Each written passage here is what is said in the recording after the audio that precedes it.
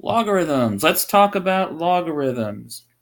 So logarithms, they're kind of like exponents, basically. I mean, really, a logarithm is an exponent. So if you have a situation like this, so b to the x power equals a. So some number to an unknown number equals another number. You can actually use a logarithm to figure out what that exponent has to be.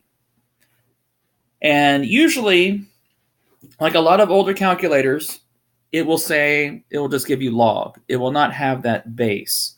So b is the base, x is the exponent, a is what you get.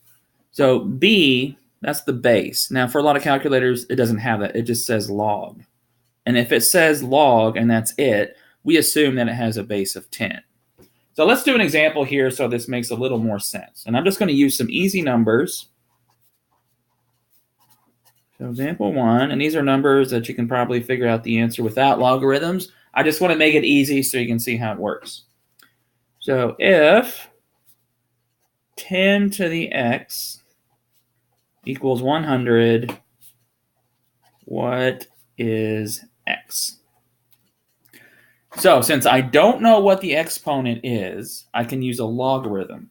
So I would say log of base 10. Again, older calculators, you just say log because it's already base 10 of 100 equals, well, that's what you're going to type in. So 10 to the what will get you back to 100. Well, you can do that without a calculator. You can probably do it in your head, but it's going to have to be 2. So if I type log of 100 into my calculator, it's going to give me 2. Okay, so x equals 2. And you can double check because 10 to the second power will equal 100. It's kind of like going in circles here. So the base to whatever your answer is should give you the number you started with. All right, so 10 to the second power does equal 100. That is a logarithm. Now, remember how I said that older calculators, they only use base 10. Now, a lot of times you're going to have a different base. So there's something called the change of base rule. So change of base rule. All right, so the change of base rule. If I have something like, let's say, logarithm of base b of x. All right. So if your base is 10, then you're fine. You can use an old calculator without any problems. Now, if the base is something else, let's just say 3, well, then you're out of luck. But fortunately, you can use a change of base rule. I can still use base 10 to get my answer. So what you're going to do, log of base c of x divided by log of base c of b. And that will give you the answer. And like I said, on an older calculator, the new base that you're using would be 10. So old calculator, c equals 10. Okay, so for an older calculator, that c, that new base is going to be 10. But it will give you the answer for a different base over here. So again, let's do an example for this one as well.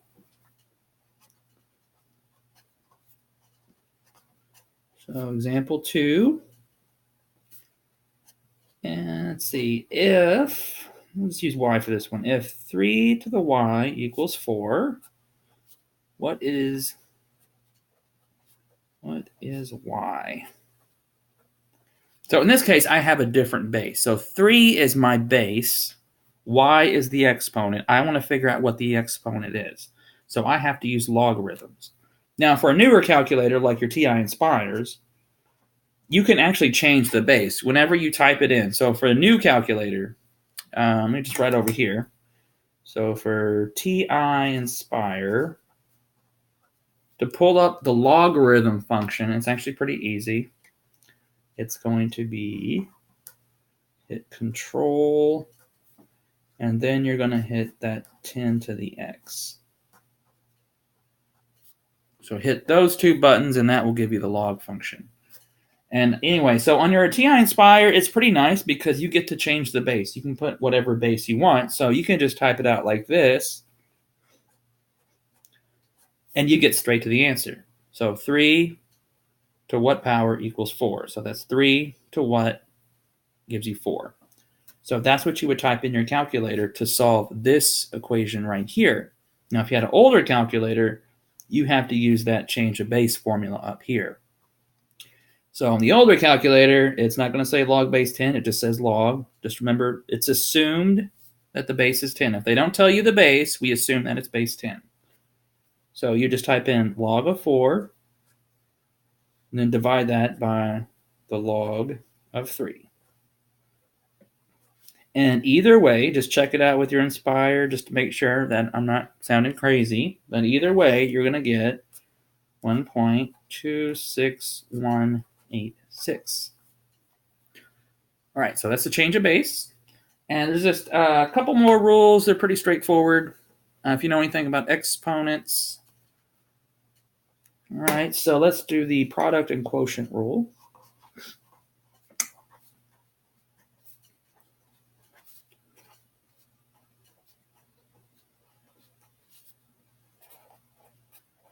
All right, product and quotient rule. These are pretty simple. For the product rule, so the logarithm of two numbers multiplied by each other, we'll just call them x and y. So log of x times log of y. Well, that's the same thing as saying log of x plus log of y. And if you know anything about exponents, when you have the same base, it should kind of make sense. Because like when you multiply numbers that have the same base, you add the exponents together. So that's where that addition is coming from. Now, if you are dividing numbers, remember you subtract the exponents. And so that's where this quotient rule is coming from. We say, I'm going to put a little comma here. We could also say that log of x divided by y equals log of x minus log of y. All right, pretty straightforward.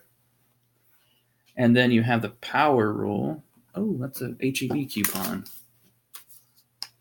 Tostadas. I've been looking for this. I don't know why it just popped up. Okay.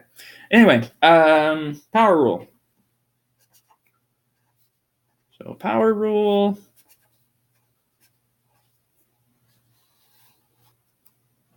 So the power rule is pretty easy too. Move this up just a little bit more. Maybe I'll find something else when I move this. Power rule. So log